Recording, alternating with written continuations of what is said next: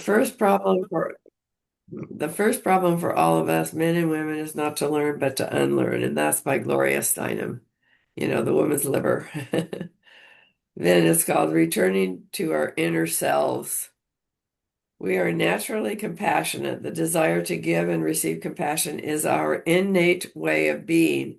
Our task now is to unlearn the years of training that have taught us to fight for what we want, to fight to be right, to fight to win. It may feel awkward at first. Feeling awkward does not mean that something is unnatural, only that it is different.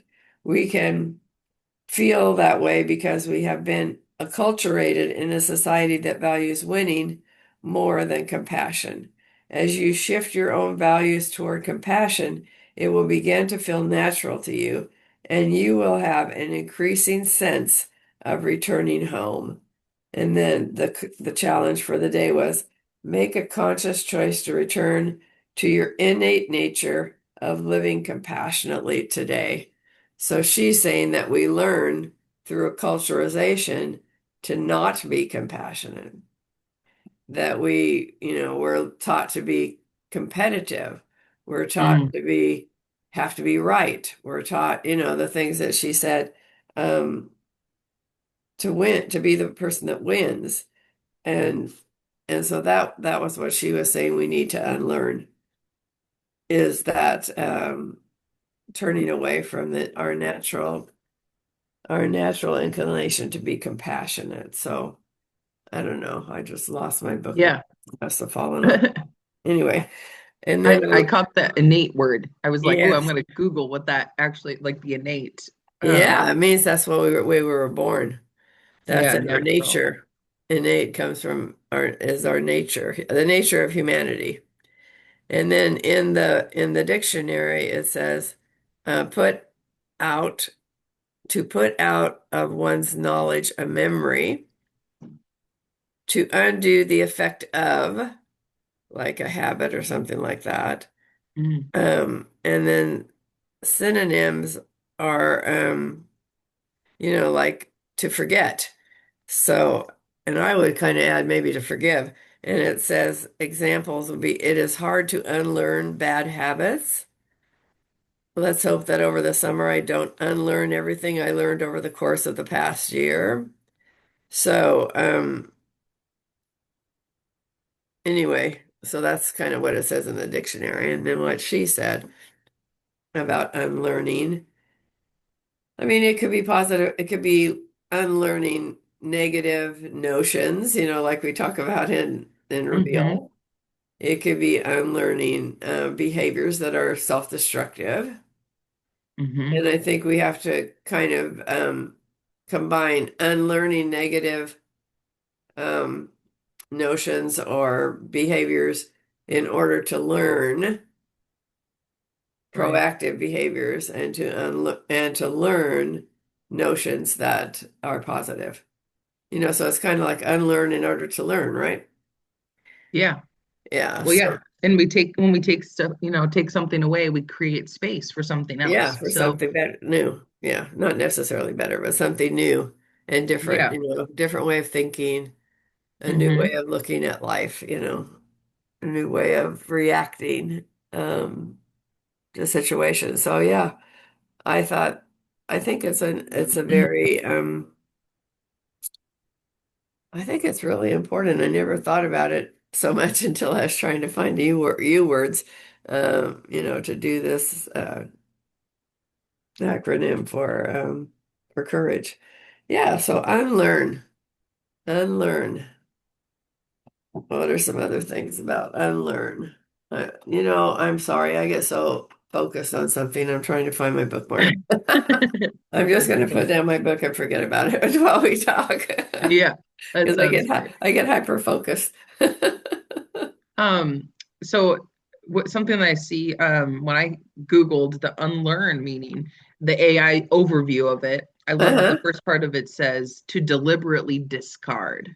Mm, And that's the first part it says on there. And that like that's what I was saying is, taking something away or out or, stopping something like you said, that could be harmful or outdated or just out of alignment with, who we're practicing becoming, that opens up space, Yeah, by yeah, intentionally saying, I'm no longer going to do this thing because I know it's harmful to me or whatever it is, there, whatever reasoning, I deliberately want to stop and have intention to change a pattern or a habit, then, that opens up for me to learn a new way of living or doing this thing that brings such autonomy and power to yeah, the way that I want to live my life. That I love the idea of looking at unlearning as a way to just really shape our identity and how we really want to practice being more of an intentional person. yeah, yeah. I I mean, I guess I just never thought about it. I always say that I'm, one of my passions is to be a lifelong learner. Well, Hmm. that it's also my passion to unlearn those things that are no longer serving me. And I've never, put those things together, but I think it's not easy. I don't think you unlearn with Right. ease. We want to hang on to things, I think that's human nature as well. Because I will hang on to things even after I know that they're no longer of value to me, especially Mm. people. I get so loyal to people because I want people to be loyal to me. Loyalty is Yeah. a huge value to me that I'll be loyal to people way beyond um, when it's no longer serving me Yeah. to have a relationship with them at that level. And that's hard. That's difficult for me to I don't know if it's just to admit that and not feel. I guess I feel guilty. I'm not sure what the feeling is. Loss or, guilt or lack of compassion. I don't know what it is that makes me hang on to relationships past the point of serving me. Yeah. And Like an maybe, example of that is Rhonda Britton, who, hmm, was my mentor in my coaching life yeah. and whom I just felt so devoted to. And no longer does that serve me because I've gone beyond that, which she would want me to go beyond what she taught me. Yeah. And, to create my own business, my own philosophy. And, yet I've hung on to that way past, I mean, I eventually have let it go. Um, Still being grateful, Hmm. for what I learned, but the relationship was becoming a bit toxic on my part. Just this Oh. kind of unnecessary loyalty, um, beyond, it just wasn't a good relationship anymore. Hmm. So I had to forget and let go. And I think that's part of unlearning is being able to let go with grace, and with gratitude. Um, in those kind of cases, sometimes it's just forget it and move on, Hmm. But sometimes I Right. think in relationships, for me, the loyalty to people is super, super important. To a fault. I still value her knowledge, her friendship, but I was like, I don't know what, I was glued to that or just felt compelled to. I don't know. But that's Well, something that I thought of, Terry, is because I can relate to that, in certain scenarios, of course, that our human nature is like once we get into a pattern and a trust, especially trusting other yeah. people, you know, uh, there comes a point where it's like we know we could step away and be okay, but I think that it's probably a fear, right? It's Oh probably a yeah. fear and a Yeah. gap to know, but when I release this thing, what else is going to come in? And I think we know this, but I think the what I can see for myself is that when I, like, we'll just call it like a habit, when I stop, like, intentionally knowing I want to stop drinking this and fill it with water. Like, replacing it, like having something already queued up and very intentionally ready to fill that space in a way that is more aligned and more service based towards me is what I found, works best. So like changing it out when, especially if I know that I'm resisting this thing, I know I need to replace it with something more conducive with, who I'm becoming.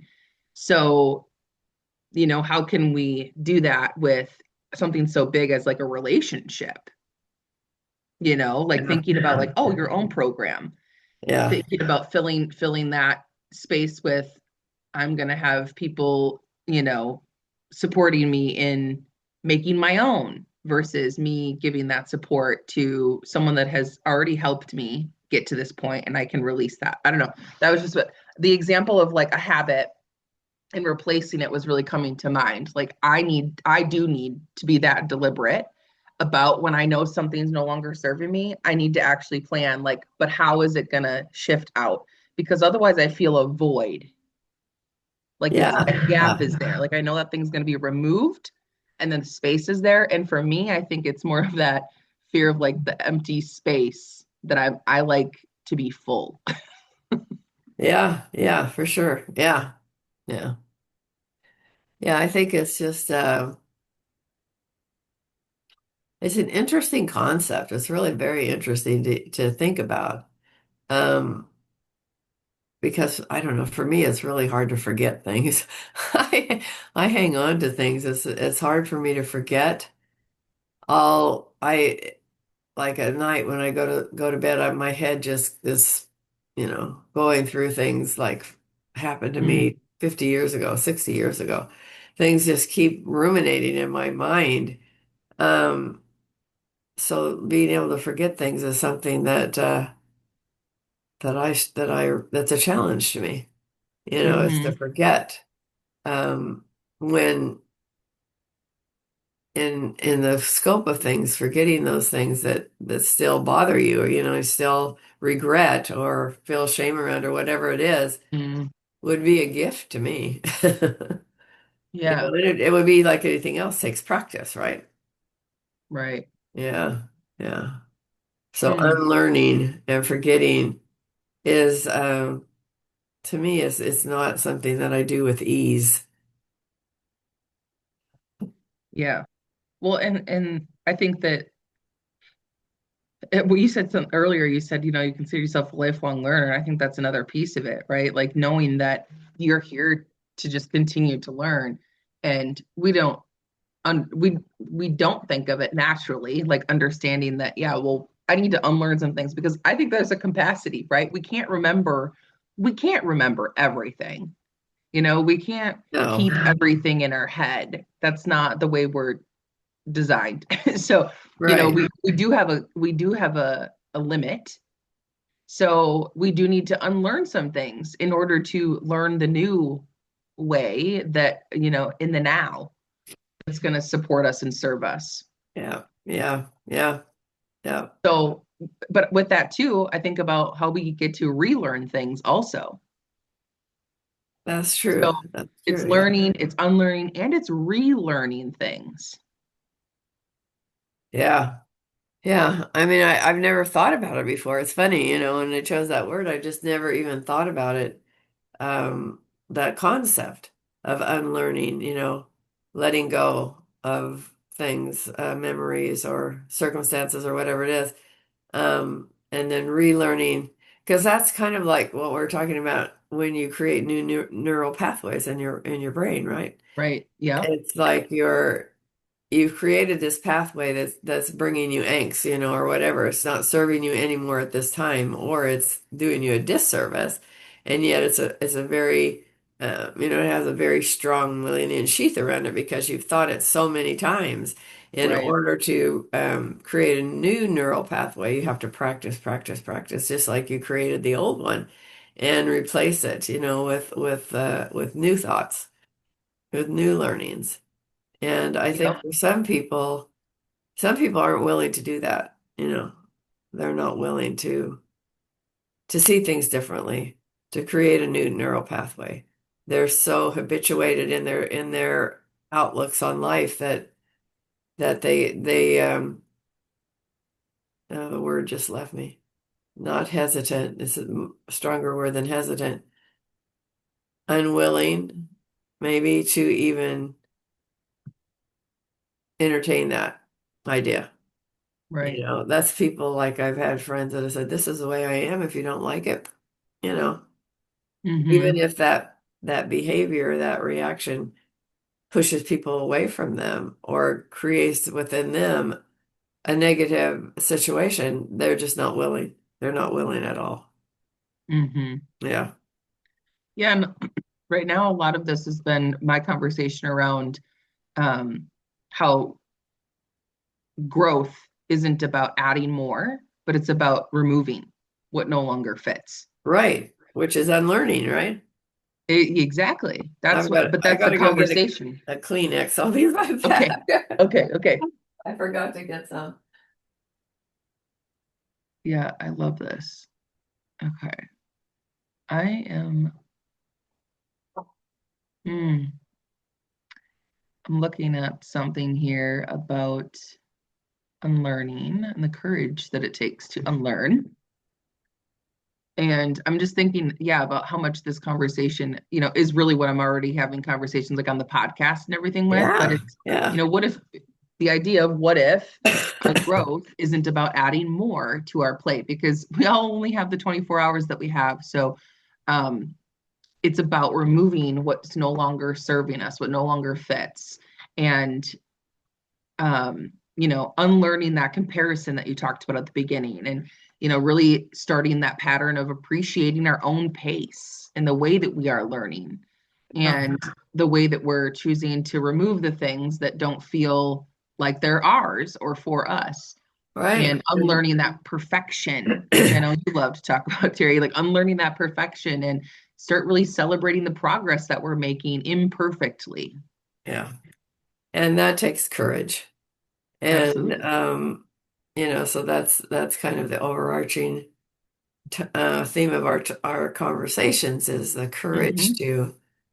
to do these things, and to unlearn, to eliminate those things that aren't serving us, to forget, which goes beyond willingness, I think, to just be able to forget and not dwell on those things. So Yeah. did she let herself in? Yep, I let her in. Okay. And I want to just touch on this other one too that because you were talking about guilt, and thinking about unlearning guilt that comes from choosing ourselves. You know, uh, all of my conversations on my podcast, the Choose on Purpose podcast, right, is about the choices that we make. And I think a lot of the guilt or shame and things that we were talking about, and especially when it comes to unlearning, is that we're choosing ourselves when we're saying no to things and we're unlearning the things that or those patterns that no longer serve us or maybe never did, but out of fear, we adopted them, right? Yeah. Survival.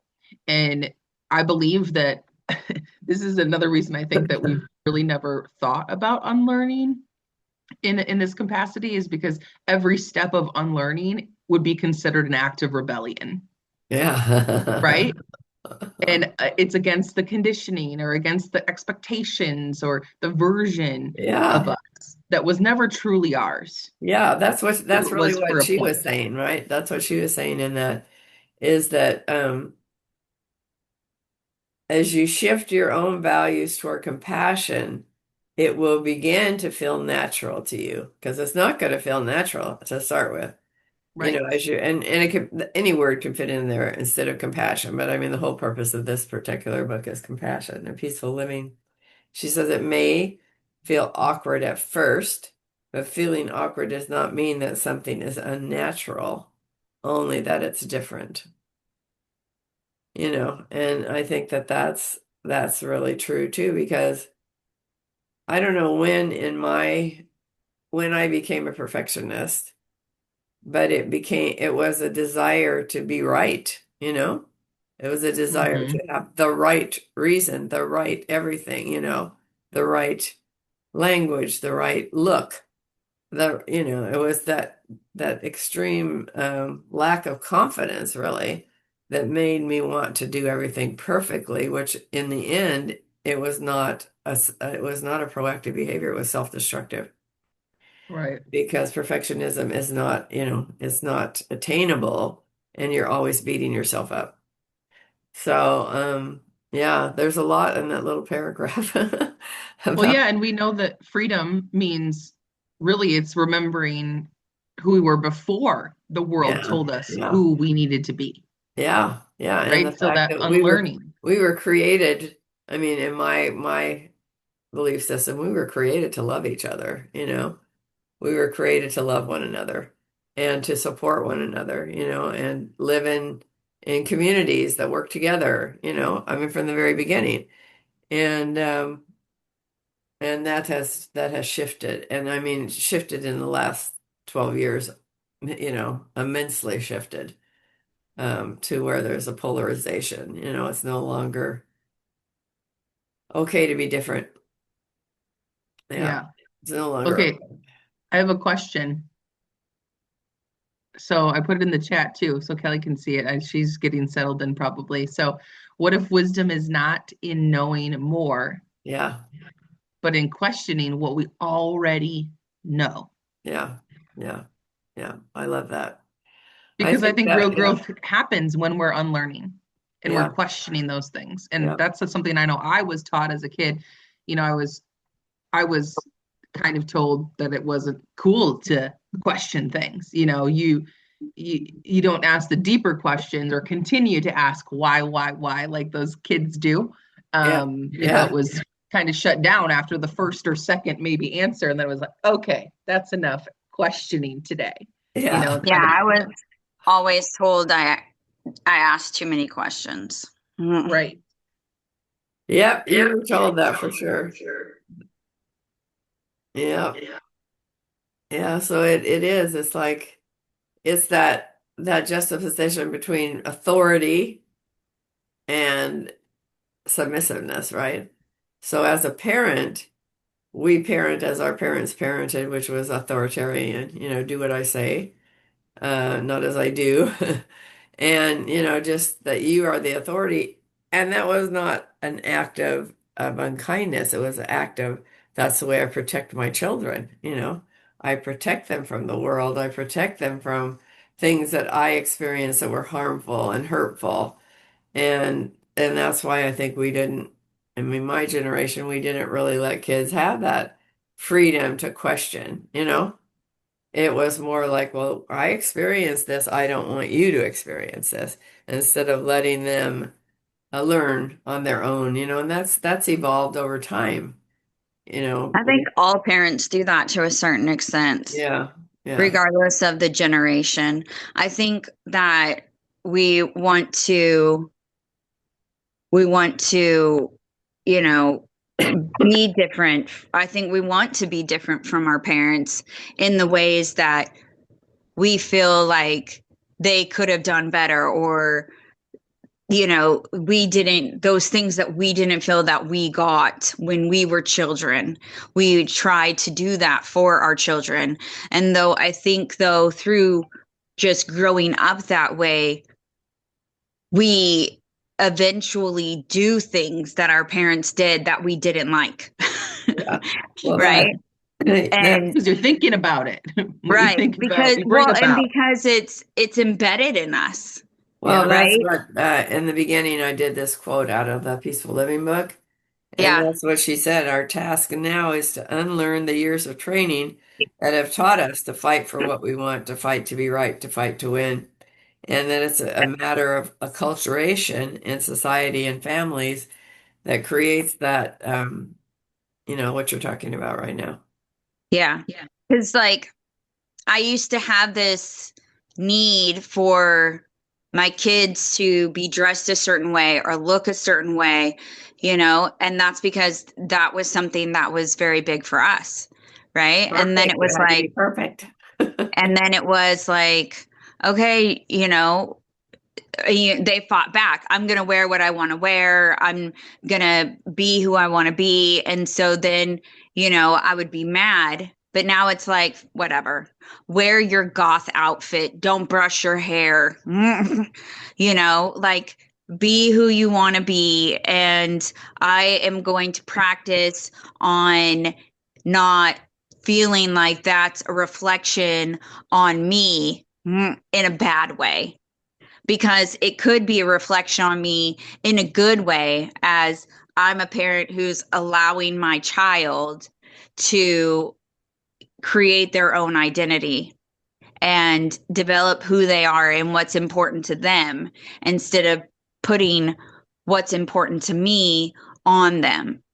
And think of it more in that way than, oh my gosh, people are going to think I'm a bad parent because my child looks like a hobo and they don't brush their hair. Yeah. Yeah. Yeah. We know we know Or your mother thinks that way. they've been wearing the same jeans all week. You know, because he won't change his jeans unless I pull them off him. So, you know what I mean? So it's like shifting that. So I guess it is unlearning if you look at that, that word of shifting that mindset to one of, I'm allowing them freedom to discover who they are, you know? Because I think like learning my own style didn't come until further down the road, and I feel like even now I'm discovering or rediscovering who I really am. And I'm not saying that's a reflection of how I was parented, but I think just as a person, we generally continue to discover who we are. And Oh, we're um, evolving. All of us are yeah, evolving all the time. beyond Yeah. beyond titles, beyond abilities, beyond um, you know, whatever filter we're using, you know, to maybe define who we are, describe who we are. Like, who are we at the core? Who are we deeper than that? Yeah. And I think that in this community, that's part of the value of on purpose with purpose. In fact, that's really the purpose of most things that we, even our religious communities, is to evolve and become, different because every day we're different. We grow every day, whether it's forward or backwards or, whatever. All of our experiences in the moment create a new reality for us. And our capacity to unlearn and forget those things that no longer serve us and be willing to move forward and learn new things in the space that we create is the whole concept that we're talking about today. Unlearning, you Yeah. know? Right. Yeah. Yeah. Yeah. And I'll say these four again, that I believe the real growth starts when we unlearn, when we're unlearning the comparison, and we start appreciating our own pace more, Yeah. because that's one in school that definitely was taught to us, that, Right. our peers, we're not going fast enough. We're not at the level of someone else. Da, da, da, da. Then there's unlearning the perfection, and really start celebrating progress, which is a huge core piece of what we do in OP, Right. Right. celebrating wins all the time, because if we're making progress as a human, as we're learning and unlearning, whether we know it or not. And then there's unlearning fear, right? Unlearning fear disguised as caution. These are not stop signs, they're signals. We can lean into them, we can check them out, we can explore and ask our questions, which is another thing that was pushed down, in all those cultural pieces that we've been talking about. And then the fourth one, right, is unlearning that guilt that Hmm. Hmm.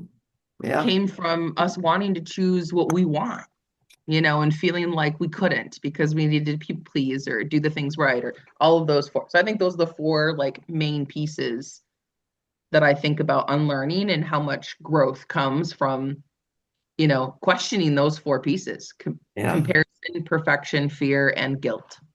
Yeah. Yeah. Yeah. I think Yeah. that's it. I mean, I think those are definitely things that we learn as a child. Yeah. I think we all All of us. I think that's a part of maturation in our society. Other societies have different family configurations.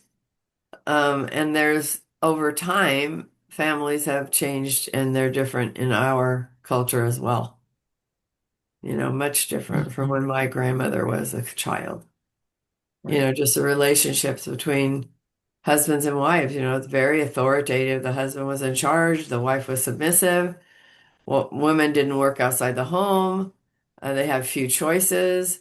Then you go to my mother's generation where women worked outside of the home, and then there was this conflict of how do you raise a family when you're working outside of the home, and all the social restraints on that. The what's the word I want? The criticism of that. Being a Yeah. working mother. How could you be a working mother and still be mother? And there still not being that partnership between husbands and wives was rare that a husband would take on some of the quote woman work. And now that it's much more a partnership in your generation, where roles are not so distinctly identified. So you think of unlearning, that's certainly a part of what's happened in our family cultures. It's very Mhm. different. And that's in what, 100 years, not even 100 years, maybe 100 years. It's Well, changed. yeah, and it's almost looked down upon to be a stay-at-home mom now. Right. You almost have Like, to have two people bringing incomes in, right? I Well, mean, yeah, yeah. for that Well, reason I mean, alone. even just like like in my friend group, I'm the only stay-at-home mom. I mean, now I have, my entrepreneurial jobs and stuff, but even that is not valued as much as them who go out and have a 9 to 5 or whatever the hours might be, because, what am I doing all day? Like what am I contributing? You know, Especially now where all my kids are gone most of the day at school. And so I feel that so much, and I have felt that so much, that being a homemaker or being a stay-at-home mom is not valued as much as someone who is working outside of the home and brings in their own income and contributes to, the family income and um and stuff like that. And it's like a woman who goes out and works and still takes care of the family is much more of a woman than one that stays home. That's that's what I feel like has been put on me by society or by, comments or whatever that might be. Even being an entrepreneur is like looked down upon in my experience. I'm sure it's not in everyone's, but in my experience, being an entrepreneur is looked down on instead of having a job outside of the home. Um, and I'm just like, dude, I get to work when I want. But I also don't have that consistent paycheck, right? I don't have that security of that consistent paycheck. So, yeah, Huh, that's interesting. that's Yeah, flipped as because in well. I mean, like in some places, being a stay-at-home mom is like looked revered. I guess it just depends on the circumstances and how we perceive what others think, about what we're right. doing. Because in some places, it's considered to be, um, the best way they revere the fact that you're a stay-at-home mom. Yeah, so Yeah. I there's, think I've been very lucky. I feel like I've been very lucky to be able to stay home with my kids, yeah, yeah. Jay makes enough money for us to be able to do that to a certain degree. If we had less kids, it would be a lot easier, but we have a lot. But um, you know, I mean, I feel very blessed that I've been able to do that. But the comments I've gotten and things that people have said um has caused, kind of even some, well, certain beliefs have been created, but also even a little bit of shame. Yeah.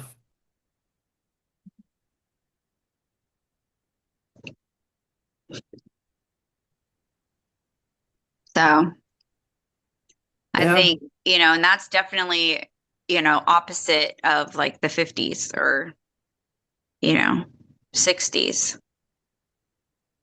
yeah, yeah. even probably the 70s. Yeah, well, this is where I think about how much it's important. I know for me, like, right, the few times that I've actually heard people make comments, over the 15 years I've had my business, um, this is where it anchored in me even more how important it was for me to practice changing, and not letting those thoughts take root in me, and make sure that I am celebrating my progress and I am knowing, like, okay, it's not to the level of what someone else is doing, but that's again removing that comparison to my friends or other entrepreneurs' journey or other moms' journey. Like I'm in I've been in more mom groups and support systems with parenting than I have been even probably entrepreneurship. And that's been my experience has been I don't let those things take root in me as much as possible, and reminding myself of that my family is different than theirs, and that's where the unlearning the perfection part, and learning to celebrate my progress. And because even if they are taking a paycheck home compared to like what an entrepreneur might be doing, it's like you don't know what they do with their money, you don't know how their life is. And is it really true? Like asking yourself the question, Cal, like, is that story true?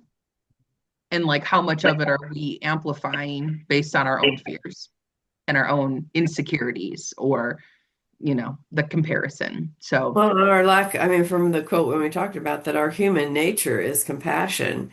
We right, were born with compassion and we've learned not to be compassionate. And who are we the least compassionate to? Ourselves. And right. so that's an indication too of the way you feel. Is, well, maybe there's some truth to that, or I'm starting to question what's right and wrong instead of loving yourself and knowing that you're right where you're supposed to be, doing what were created to do, and loving yourself. I think that for me, when I went through fearless living and I learned what my essential nature was, it brought me back to that. It was to have compassion and to have compassion for myself, which as a perfectionist, you do not practice compassion for yourself at all. It's the opposite. And so learning how to practice that now, I think it's been probably 65, 70, 15 years that I've now been practicing to have compassion for myself. I still can fall back into that beating myself up because I'm not having compassion for myself. And so that helps me then to come back to my true nature, which is to have compassion. So I think that's what Gloria Steinem really brought out in that little quote was, that we were born to be loving. We were born to have compassion for ourselves and others, and we've learned not to. And now our responsibility or our opportunity is to unlearn those negative feelings and that lack of compassion, especially for ourselves. Yeah. I think it's also very human to judge, right? Because to be physically safe, we need to be able to look at a situation and judge whether it's not safe or not, right? Or a person is not safe or not, right? Where in the past maybe it was a saber-toothed lion, or it was, whatever, right? Like those those beliefs that we have, right, from the past, where those things were necessary, right? But we go to the extreme and we take that into every situation, and we allow those judgments in every situation where we don't need to. Mhm. We don't need to have that judgment of ourselves, that judgment of others. We don't need to accept it as truth. We need to challenge it. Which is also a learned thing from society, though, because think about how much we're pushed fear in social media and the news, and It tells you to question every person that walks past you by seeing all these, different things that are happening in the world. And that puts fear in us. So it makes us question everything and everyone, who we can trust, if we can trust ourselves to walk through a parking lot. Like, that is a societal thing that has been pushed for fear, that we do get to unlearn and start trusting ourselves, and that we are in the right place, and that we can make decisions. And um you know Yeah, yeah. yeah, I think that the is conditioning. the culturization of our environment is so it's just a powerful force in us remaining to that basic human nature of compassion. It's different living in different places. I mean, it's different living here in Tulare than if we lived in LA, or, that it's part to Yeah. do with your environment as well. And yeah, that's really an interesting thought. Interesting thought. I'm going to ruminate on this for a while. That's this month's word of unlearn. Unlearn and forget those things that no longer serve you. Make space for those new things that will nourish you and propel you forward.